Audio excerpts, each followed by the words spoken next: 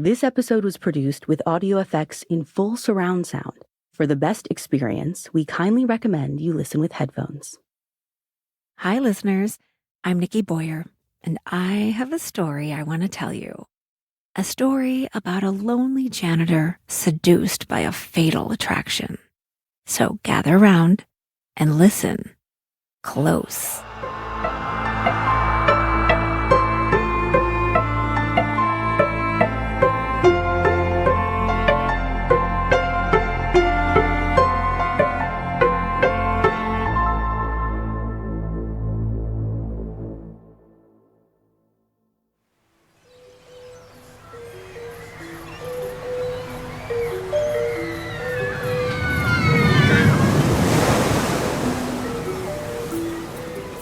Henry Genflem, who was referred to as Henry Flem by the majority of his classmates, pushed his broomstick down the deserted runway of Fester's Fun World and Adventures. Autumn wind licked at his pre-balding head in hungry laps. Scraps of funnel cake paper and soda cups crumbled under the oncoming plow of his stick. The rundown amusement park saddled itself on the hip of the Pacific Ocean, and Henry could taste the salt swirling about the air. It left a residue on his tongue like acid snowflakes. As he swept, he thought, maybe she could love me. The she in question was Miranda Skychant, and to him, she was the most beautiful creature to have ever crested these shorelines. Her hair was the golden color of honey against cream and was often topped with a puffy white bow tie. Henry also believed, as he sat behind her in literature class, that she radiated the wonderful smell of a July thunderstorm. Once, she had looked directly at Henry while passing back an assignment their teacher had shuffled out. Her eyes were twin chips of blue ice that had frozen him in his chair.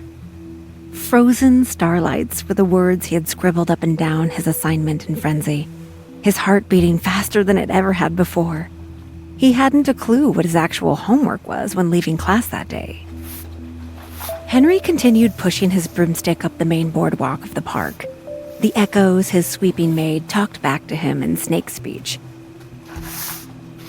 During its peak, Fester's Fun World and Adventures could see up to 300 guests a day. Most of them were families that stuffed the kids in the minivan and dumped themselves upon the park. Dressed in his khaki uniform, Henry would bounce up and down the park, sweeping away the vomit and garbage that humans seemed to frequently spill. Vividly, Henry can recall having to clean up an especially steamy pile of puke that had been a vibrant shade of bubblegum pink. Floating in the midst of the mess was a paper sleeve of a snow cone. It was as if someone had gorged their frozen treat with a single bite. Were people that close to animals then? Nothing more than flashing teeth that chewed and spit?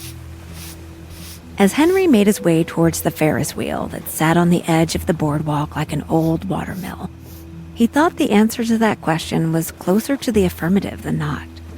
He swept, and as he did so, a foot-sized rat wiggled its way from under one of the carnival stands. It sat only a bit away from him, its whiskers shifting in the wind. For a moment, Henry felt as if the rat was telling him something. Suddenly, it scattered back down the way Henry had come from. It left brown pellets like popcorn kernels against the wooden floorboards. Henry swept those up too. The difference with humans, he realized, was that most of them had no idea what it meant to live in the dust, feeling the boot prints of those around you crush your spine on a daily basis.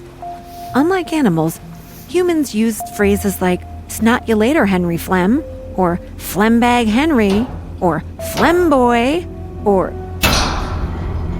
Henry realized he had come against the railing of the Ferris wheel. His broomstick whacked against the metal bars with every insult his mind coughed up at him. Feeling a little like a man coming out of a dream, Henry let the broomstick fall from his hands. Its spine made a feeble kick in the air when it landed. Above him, seagulls screeched in voices almost recognizable. He knew in his heart Miranda Skychant would never love him. She probably would never even know his name, at least not his actual name.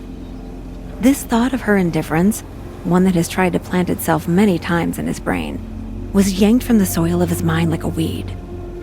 He knew she could love him. He just needed to remember the frozen stars of her eyes that day she handed him their homework. Remember the way the corners of her mouth had tilted upward.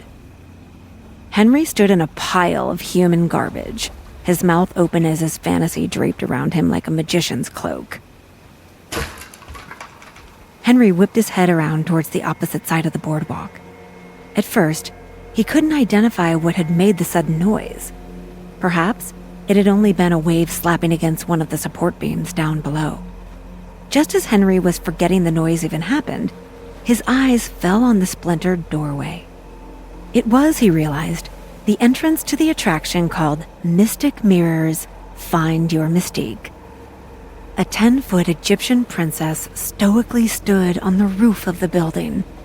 Her gaze seemed to follow Henry around like that painting he had learned about in his cultural arts class last year. The broomstick forgotten, Henry trudged his way towards the attraction. For reasons not known to him, Mystic Mirrors had been boarded up during the season, which was strange since it was a relatively new attraction. Purchased from another park, it was only open for a few months before being closed to the guests. No explanation had been given, not even a heads up from his manager, Steve. Simply one day, the front was found with a sheet of plywood covering its mouth. Should he go and find Steve? Just thinking about his boss made Henry's flesh crawl, like skeletal knuckles were rubbing him up and down. It was the feeling one has when being surveyed by the doctor. You know the doctor has something to say that, in all honesty, you don't really want to know in the first place. That's how Steve made Henry feel, as if he, Henry, had a secret wrapped inside of him. Some great, terrible secret that Steve could see and would soon tell others about. No, Henry would not go to his boss quite yet. Why put this on his plate when all that really happened was a board coming loose? No sweat. Henry would put the board next to the entrance and go find a hammer to put things right. With this in mind, Henry picked up the fallen board and rested it next to the entrance. He did not go looking for a hammer, though. Instead, Henry poked his head into the dark cavern of the entrance. He had never been in this attraction before. There was a smell to the place that he didn't recognize. He chalked it up to wet leaves left somewhere to rot. "Hello?" he whispered inside the entrance. Henry wasn't what his teachers would have called bright or attentive. At his best, Henry functioned well at completing single-stepped tasks that required little in the thinking department. He was a plodder, a mule with harnesses strapped around him to pull through the barren dirt of society. The tool of choice for Henry would be the broom sitting 100 yards behind him, dropped and forgotten. The smell he could not quite identify continued to seep from the room with invisible fingers. Henry. A voice echoed from within. Henry, do you love me? With a beating heart, Henry stepped across the threshold and inside Mystic Mirrors. Just barely, he could make out a wall of mirrors a number of yards ahead of him. The sunlight stood around him like a friend as he tried to discern more of the room. Like blowing out a candle, Henry was pitched into sudden blackness. He fumbled back. The air around him felt suffocating now. He could feel the darkness squeezing in on him like a pack of hungry wolves. Henry's back bounced off the sheet of plywood that now covered the mouth of the entrance. Scrambling around, Henry pawed at the sheet of wood. He began belaying blow after blow upon its frame. "Help me!" he screamed. Already, sweat was soaking through his uniform. A silk hand brushed his neck with webbed fingers. Henry, do you love me? The voice at Henry's back held the same gentle cadence of waves breaking the horizon. Heat vibrated against his skin as if lips were breathing on his neck. He spun around. There was nothing. Henry tried to fight his growing fear. There has to be a light switch, he thought to himself. Slowly, Henry began to inch his way forward through the dark. Stretched out in front of him were his hands. They groped blindly, frantically, looking for a way to end the blinding blackness. His hands made contact against the bank of mirrors he had stood facing. Dimly, the silhouette of his reflection stood in various shapes and sizes. Everywhere he looked, his body was rearranged into grotesque forms. Henry stopped before a mirror which condensed his extended stomach to a more flattering and slimmer angle. He craned his neck, taking time to appreciate his faux physique. But there, he saw her. Standing behind him was Miranda Skychant, her pale face moon-like in the glass reflection. Adrenaline once more had him paralyzed. Closing his eyes, Henry forced himself to slowly turn around. 1, he counted. His breath begins to stutter. 2, he whispered. He hated the silence and wondered if not even a spider scuttled in this dank and stinking place. But now that he thought of it, why was that smell of rot so strong in his nose? 3, he began to say, opening his eyes at the same moment.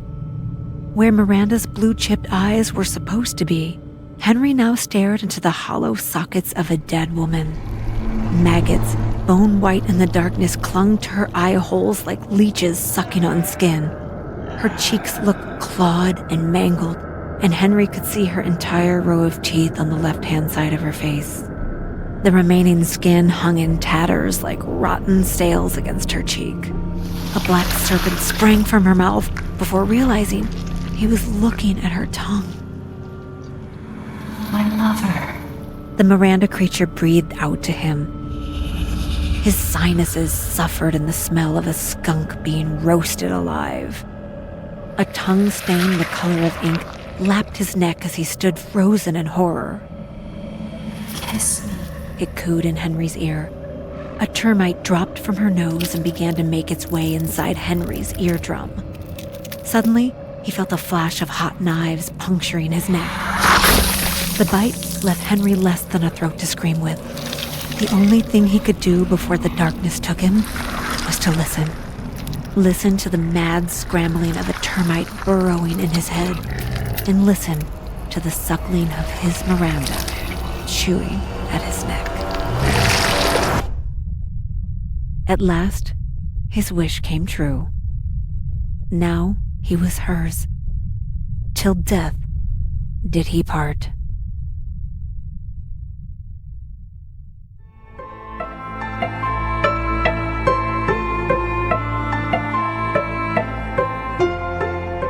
This series was produced by Ashley Flowers and David Flowers. This episode was written by Joshua Bates and read by Nikki Boyer. The story was modified slightly for audio retelling, but you can find the original in full on our website. Full Body Chills is an Audio Chuck production. So, what do you think, Chuck? Do you approve?